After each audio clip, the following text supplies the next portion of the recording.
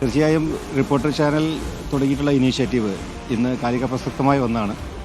ഇന്ന് കേരളം മുഴുവനും ലഹരിയിൽ മുങ്ങിയിരിക്കുകയാണ്. അതിനെതിരെയുള്ള ഒരു പോരാട്ടം അത് കേരള സമൂഹം മുഴുവൻ ആഗ്രഹിക്കുന്ന ഒന്നാണ്. അത് ഏറ്റെടുത്തുകൊണ്ട് കേരളത്തിൽ മുഴുവനും ഈ ഒരു സന്ദേശം എത്തിക്കുന്നതിന് വേണ്ടി റിപ്പോർട്ടർ ചാനൽ എടുത്ത ഈ ഒരു ഇനീഷ്യേറ്റീവിനെ ഞാൻ മുക്തകണ്ഠം പ്രശംസിക്കുകയാണ്. മാത്രമല്ല, ഇന്ന് ഞങ്ങൾ യൂത്ത് ലീഗ് സംസ്ഥാന കമ്മിറ്റി ഒരു ലഹരി വിരുദ്ധ പോരാട്ടം നടത്തുകയാണ്. ഇന്നൊരു നൈറ്റ് അലേർട്ട് ഇന്ന് രാത്രി മുഴുവനും 10 മണി മുതൽ രാവിലെ വരെ എല്ലാ ജില്ലകളിലും നടത്തിക്കൊണ്ടിരിക്കുകയാണ്. അപ്പോൾ ഈ ദിവസം തന്നെ ഒരു കോയിൻസിഡൻസായി വന്നു എന്നുള്ളതും ഏറെ സന്തോഷമുണ്ട്. ഈ ഒരു ഇനിഷ്യേറ്റീവിൻ്റെ ഭാഗമായി നിങ്ങൾ കൂടെ നിൽക്കാൻ ഞങ്ങൾക്ക് ഏറെ സന്തോഷമുണ്ട്. നമുക്കിത് സാധ്യമാണ് അല്ലേ? സാധ്യമാണോ? വിഷപ്പല്ലുകൾ ഇങ്ങനെ സമൂഹത്തിൽ ഇറങ്ങുമ്പോൾ നമുക്കത് പറിച്ചു കളയാൻ നമ്മൾ ഇറങ്ങി തിരിച്ചാൽ നടക്കും എന്നുള്ളത് ഉറപ്പല്ലേ. മാത്രമല്ല പ്രത്യേകത എന്താണെന്ന് വെച്ചാൽ കേരള അസംബ്ലിയിൽ ഭരണകക്ഷി പ്രതിപക്ഷ വ്യത്യാസമുള്ള എല്ലാവരും ഐക്യകണ്ഠേന ഇതിനെ അനുകൂലിച്ചതാണ്.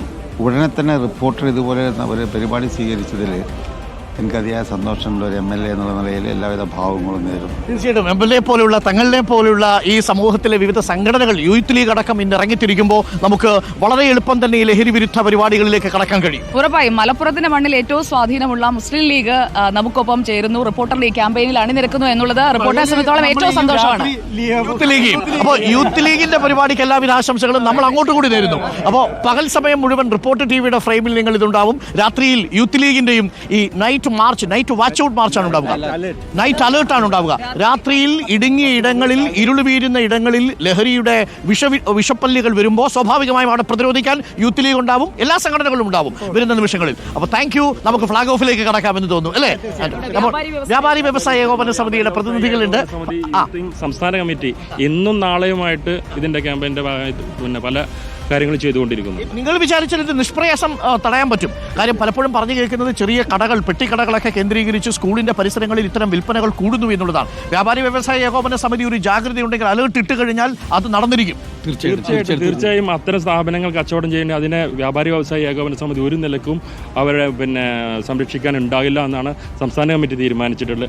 അത്തരം ആളുകൾക്കെതിരെ കടുത്ത നടപടി സ്വീകരിക്കുമെന്ന് തന്നെയാണ് കേരള വ്യാപാരി വ്യവസായ ഏകോപന സമിതി തീരുമാനം. താങ്കൾ ഒരു കാര്യം കൂടി, നമ്മൾ ഇത്തരത്തിൽ കച്ചവടം ചെയ്യുന്ന ആളുകളെയോ ഇങ്ങനെ ഈ മനുഷ്യ സമൂഹത്തെ ദ്രോഹിക്കുന്നവരെ സാമൂഹിക ദ്രോഹികൾ എന്ന് തന്നെ വിശേഷിപ്പിക്കേണ്ടേ? അവരെ നമ്മൾ ഒറ്റപ്പെടുത്തുക തന്നെ വേണ്ടേ? തീർച്ചയായും അവരെ ഒറ്റപ്പെടുത്തേണ്ടതുണ്ട്. കാരണം അവർ സാമൂഹ്യ ദ്രോഹികളാണ്. കാരണം നിഷ്കളങ്കരായിട്ടുള്ള കുട്ടികളെ വശീകരിച്ചുകൊണ്ട് ഇത്തരം മേഖലയിലേക്ക് അവരെ കൊണ്ടുവരുന്നതിൽ അവരെ ആ രീതിയിൽ നിന്ന് അവരെ തടയേണ്ടത് സാമൂഹ്യ ഉത്തരവാദിത്തമാണ്. അതിൽ സർക്കാരും പോലീസ് ഡിപ്പാർട്ട്മെൻറ്റും എക്സൈസ് ഡിപ്പാർട്ട്മെൻറ്റും സംഘടനകളും രാഷ്ട്രീയ പാർട്ടികളും മതസംഘടനകളും എല്ലാവരും ഒത്തുചേർന്ന് ഒറ്റക്കെട്ടായി പോരാടുക എന്നുള്ളതാണ്. ഇതിനെ പിഴുതെറിയാൻ നമ്മൾ യോജിച്ച് മുന്നേറുക എന്നുള്ളതാണ് ഈ ഒരു സമയത്ത് നമ്മൾ ചെയ്യേണ്ടത്. നമുക്കിപ്പം എക്സിക്യൂട്ടീവ് എഡിറ്റർ ഉണ്ട് Smruthi Paruthikad. Very good morning, happy women's day. Thank you. ഈ ലോകം പാതിക്ക് മുകളിലും നിങ്ങൾക്ക് കൂടി ഉള്ളതാണ്. ഇതൊരു ദിനം കൂടിയാണ്. നമ്മളിപ്പോൾ ക്യാമ്പയിൻ തുടങ്ങിക്കഴിഞ്ഞു. തങ്ങൾ പറയായിരുന്നു നമ്മളെല്ലാവരും ഒരുമിച്ച് നിന്നാൽ, രാഷ്ട്രീയ പാർട്ടി, സന്നദ്ധ സംഘടന, വ്യാപാരി ഏകോപന സമിതി ഒരുമിച്ച് നിന്നാൽ സാധ്യമാകുന്നതേ ഉള്ളൂ എന്ന്. ഉറപ്പായിട്ടും ഒരുമിച്ച് നിൽക്കുക ഇപ്പൊ സർക്കാരിന്റെ മാത്രം ജോലിയല്ലല്ലോ ഇത്. നമ്മൾ എല്ലാവരും ഒന്നിച്ച് നിൽക്കുക. നമ്മുടെ ഇപ്പൊ ഇവിടെ അധികം കാണുന്ന യുവാക്കളെയാണ്. യുവാക്കളാകാൻ ശ്രമിക്കുന്ന മധ്യവയസ്കരുണ്ട്. അവരുടെ ഊർജ്ജം കൊണ്ടാണ് ഞാൻ പറഞ്ഞത്, പോസിറ്റീവായിട്ടാണ് ഞാൻ പറഞ്ഞത്, വളരെ പോസിറ്റീവായിട്ടാണ് പറഞ്ഞത്. അപ്പം അങ്ങനെ ഊർജ്ജത്തോടെ നിൽക്കുന്ന അതെ അവരുടെ ഒരു പ്രധാനപ്പെട്ട ഒരു ചുമതലയായി മാറുകയാണ്. നമുക്ക് സ്കൂൾ കുട്ടികളുടെ തലത്തിൽ തന്നെ തുടങ്ങണമല്ലോ. നമ്മൾ സ്കൂളുകൾ കേന്ദ്രീകരിച്ചൊക്കെ ഈ മയക്കുമരുന്ന് മാഫിയ എങ്ങനെ പിടിമുറുക്കുന്നു എന്നുള്ളത് നമ്മൾ അറിയുന്നതാണ്. അപ്പോൾ ഒരു വലിയ പണിയാണ്, വലിയൊരു ജോലിയാണ്. ആ ജോലി ഒരുമിച്ച് നമ്മൾ കൈകോർത്ത് ചെയ്യേണ്ട ഒരു കാര്യമാണ്. MLA നമുക്കൊപ്പമുണ്ട്. MLA, ഇതിന്റെ നിയമങ്ങൾ പലപ്പോഴും ദുർബലമാണ് എന്നൊരു പ്രശ്നമുണ്ട്. ഞങ്ങൾ ഇന്നലെയും ചർച്ച ചെയ്ത വിഷയമാണ്.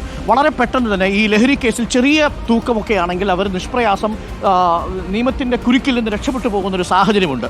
അതിനെക്കുറിച്ച് കൂടി ഒരുപക്ഷെ ആലോചിക്കുന്നുണ്ടാവില്ലേ സർക്കാരും പ്രതിപക്ഷവും? ഏത് നിയമം പാസ്സാക്കിയാലും അതിൽ ചെറിയ ലൂപ്പ് ഹോൾ ഉണ്ടാവും. അത് ഉപയോഗിച്ചുകൊണ്ട് അതിൽ രക്ഷപ്പെടാൻ സാധാരണ പ്രതികൾ ശ്രമിക്കാറുണ്ട്. അതുപോലെ തന്നെ ഈ നിയമത്തിലും ചെറിയ അളവിൽ, ചെറിയ ഗ്രാമിലാണ് ഇത് എന്നെങ്കിൽ രക്ഷപ്പെടാനുള്ള മാർഗം ഇപ്പോൾ നിയമത്തിലുണ്ട്.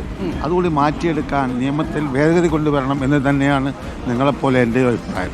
തീർച്ചയായിട്ടും നിയമത്തിന്റെ പഴുതുകൾ ഉപയോഗിച്ച് രക്ഷപ്പെടാനുള്ള ഒരു സാഹചര്യം ഒരുക്കാൻ പാടില്ല എന്നുള്ളതാണ്.